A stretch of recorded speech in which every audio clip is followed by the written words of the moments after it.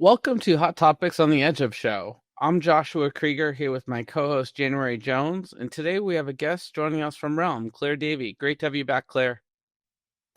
Thanks for having me. Pleasure to be here. Coming up, the White House's AI plan, the IBM report on AI data breaches, and we'll talk to Claire about how to mitigate some of those AI business risks. This episode is brought to you by Relm. Relm crafts insurance solutions that give businesses in dynamic industries like Web3, AI, alternative medicine, biotech, and the space economy the protection to innovate and thrive.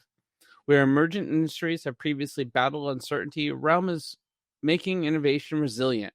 And a quick note that the views expressed by the Edge of Company, of course, do not necessarily reflect those of Relm. This is another production of Edge of Company, a rapidly growing media ecosystem, empowering the pioneers of Web3 technology, culture, and innovation. Let's get started. So, kicking off our first story, we're going to talk about the AI plan from the White House. Last month, the Trump administration released its AI action plan with over 90 policy recommendations to make America the world's AI superpower through massive deregulation and infrastructure spending. The plan eliminates references to misinformation and climate change from federal AI guidelines while threatening to cut funding to states that regulate AI, all under the goal of preventing woke AI. Now, there's lots of other things in this plan that is pro-industry. These are kind of some of the criticisms, and it sparked some debate. They're talking about building data centers on federal land and embedding tracking location technology in AI chips. So what's interesting, the White House comes up with plans and reports. It's not necessarily law, but it is it can be enacted by executive orders and federal agency rulemaking. So the idea is to make America the AI superpower. Josh, what's your take on this? Well, I haven't gone through the full document, but I think at a high level, this is a very significant undertaking by the US government to not just invest in AI, but try to own a narrative overall. And, it's sort of like digital diplomacy 2.0. I think one of the more staggering adjustments to policy is this idea of sort of free speech and AI models.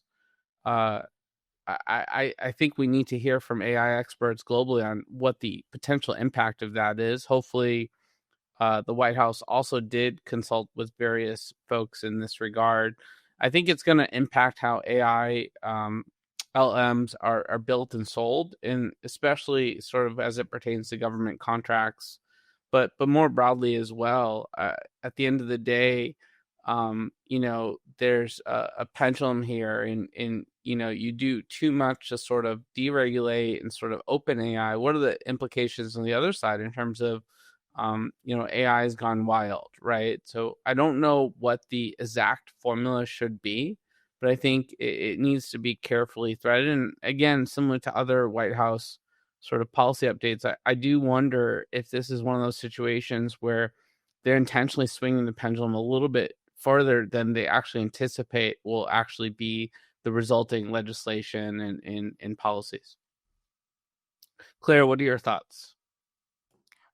Yeah, I agree with those sentiments. I think one of the standout items to me was that although it's a drive for investment and to encourage growth, there was a point in there that said that they were probably going to divert investment away from those states that have heavy AI regulation. And those at the moment are sort of California and Colorado.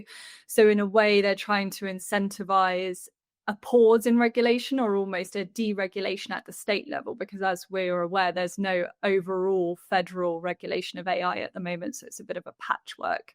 So this is trying to use sort of business incentive, I guess, to try and shape the legislative regulatory agenda. Yeah, ever since I left LA to travel this summer in Europe, there's been no shortage of the government the federal government beating up on California. I feel bad for all my friends and neighbors in California where they just can't seem to catch a break lately.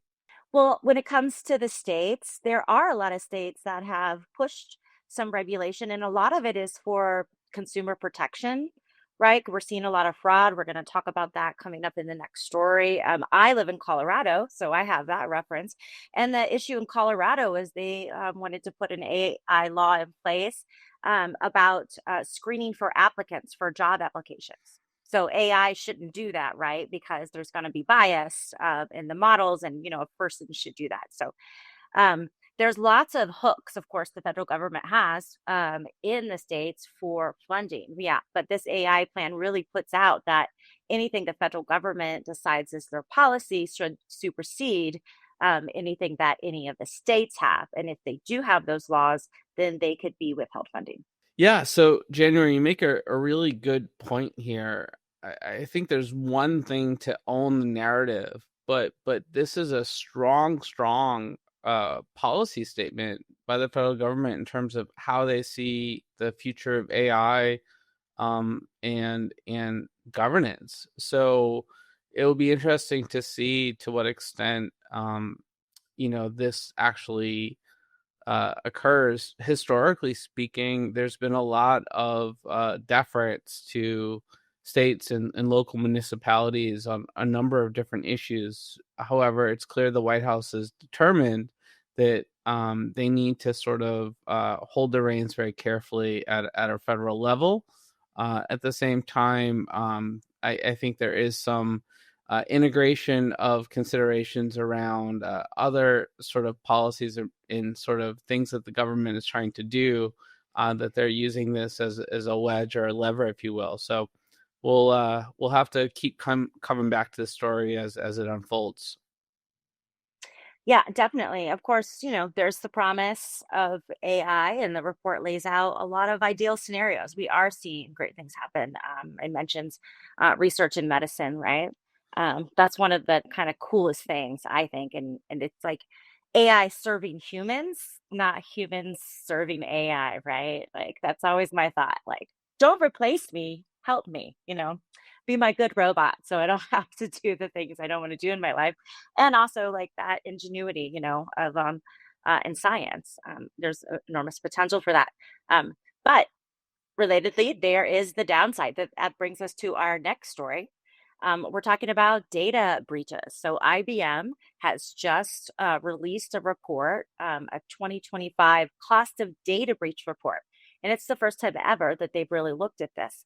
And they're looking at AI breaches, and now it is on the radar. The main headline is 13% of organizations reported AI model or application breaches, and 97% of those had no proper AI access controls. And even more shocking, 60% lost data. 31% faced operations getting disrupted, and only half of the breaches in the organizations had a plan even to invest in better security. And so this is coming from numerous things, but it is a little bit of like employees using ChatGPT, right? Doing AI stuff on their own and not realizing they're opening up their companies to these securities. So as we're racing to adopt AI and kind of regulate it, as we were just talking about, this is a criticism of the report, that we're leaving like the back door open a bit. Claire, what are your thoughts on this, of the risks and what the IBM report had to say? Yeah, I think one of the sort of big improvements in the cybersecurity industry and discipline over the last 10 years has been sort of the ability to segment networks and control what leaves the network, or to see what's leaving those segmented areas, and to be able to apply additional security tools around them. But now with the implementation of AI agents, for instance, that are working on various projects across the business, they are moving and need to move laterally across different areas of the network in order to do what they do, whether that's data gathering, data analysis, etc. And so what we're seeing there is a massive vulnerability that's opening up, because if you've got tools and technologies that can move across those controls, then obviously bad actors can also use them as a way to enter, repositories, data repositories that they shouldn't be in. So I think in this rush for AI adoption, we've really got to be thinking about the governance of it and the technical security controls and how they may be sort of obfuscating what's already been done in this area. Claire, does that make AI insurance more complicated in terms of creating policies and tailoring those policies to the different nuances of different industries and organizations and the products and services they deliver?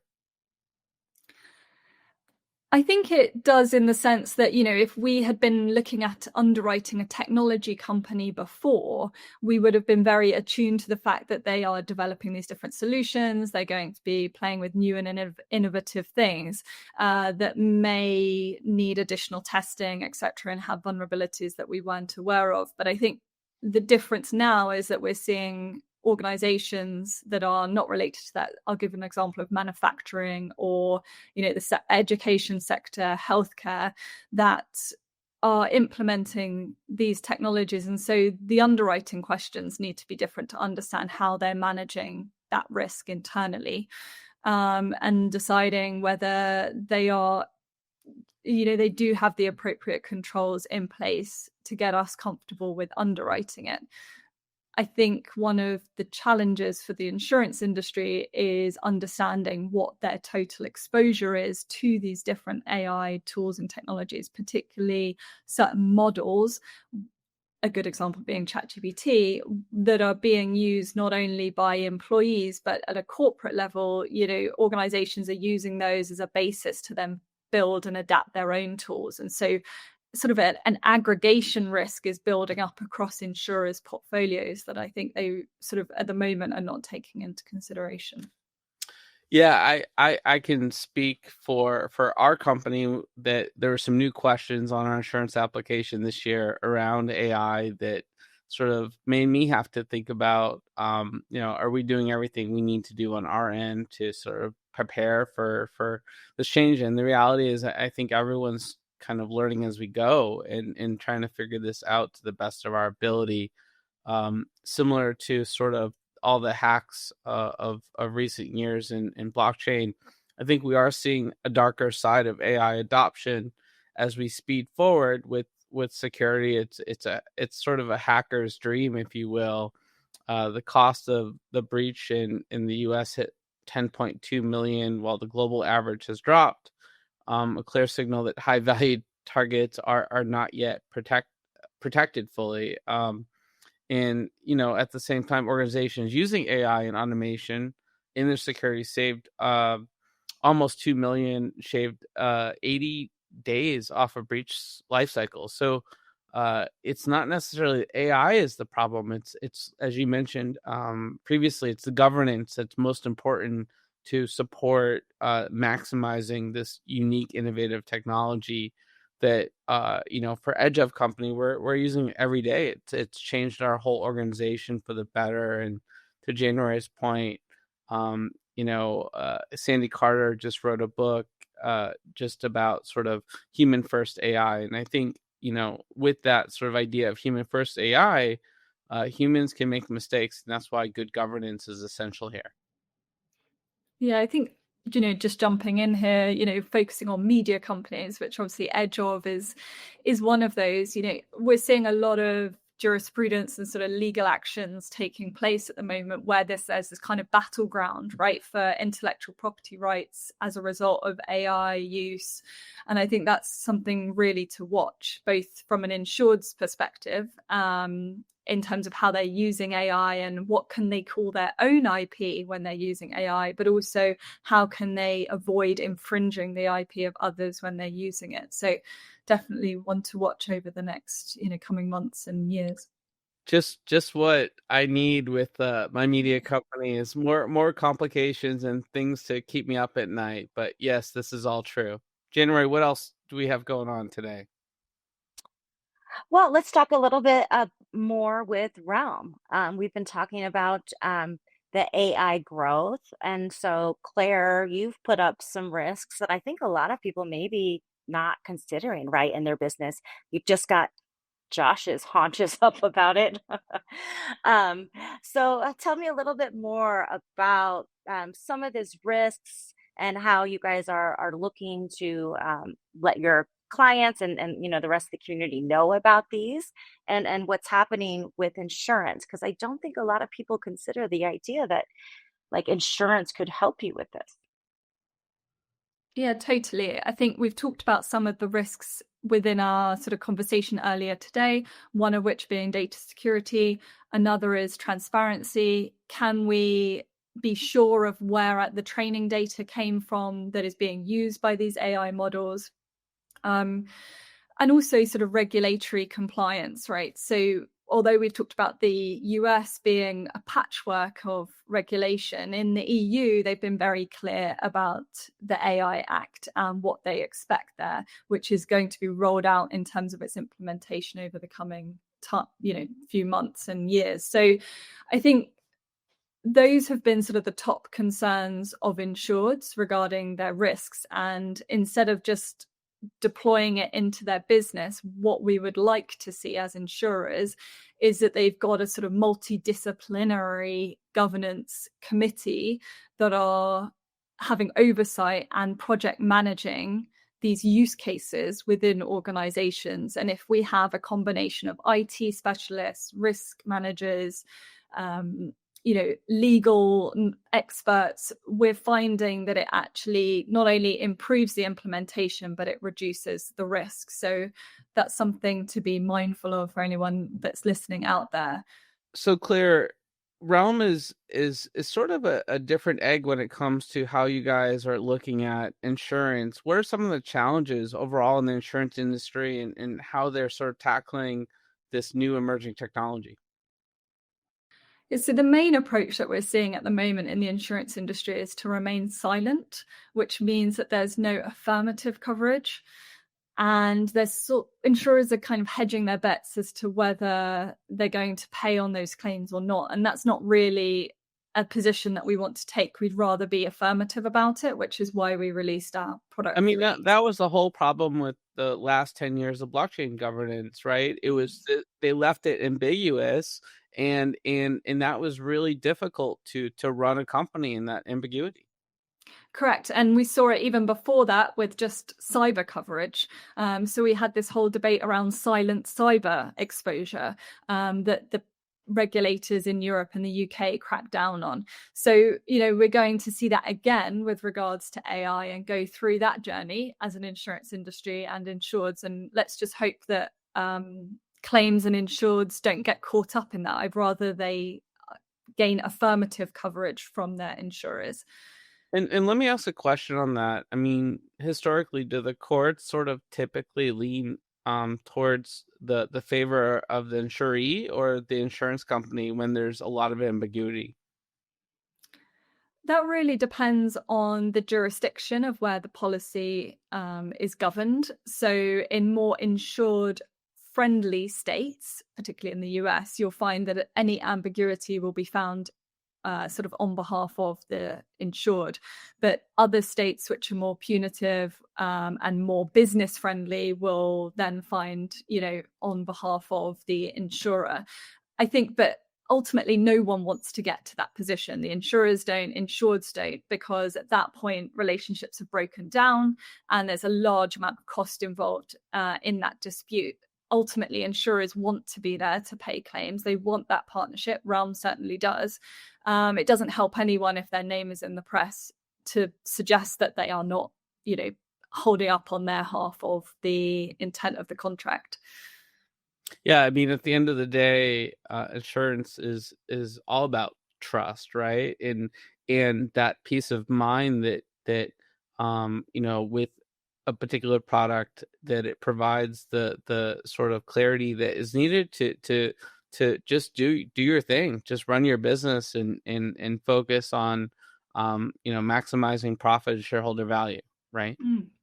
Particularly when the risk is so unknown or still emerging as it is with AI technologies. So, for instance, although the EU AIA has been implemented, a lot of companies don't quite know yet what that's going to mean for their operations, whether there's going to be audits, what happens if they're investigated, what do the fines and penalties, how punitive are they going to be? And yes, we know the ballpark calculations, but I think offering some form of certainty and safety net and reassurance to the board or your balance sheet that in a worst case scenario, in those times of uncertainty, there is something, a financial backstop to help, I think is invaluable. And so why cloud that or muddy the waters with ambiguous language would be my challenge. Yeah, that makes a lot of sense. And just from the last few weeks of conversations we've had with you and our other guests from Relm, it's really opened my eyes to the importance of thinking about risk proactively. So really appreciate you joining us here today, Claire, and being on part of the show. Great. Thanks for having me. It's been a pleasure. Yeah, well, that's going to wrap up today's episode of the Edge of Show. Join the conversation on social and let us know what you think. Thanks for joining us as we navigated the latest and greatest in Web3 and AI. I'm Josh here with January, our guest Claire Davey at Relm. Stay curious, keep pushing boundaries, and don't forget to subscribe so you never miss what's next on the Edge of Show.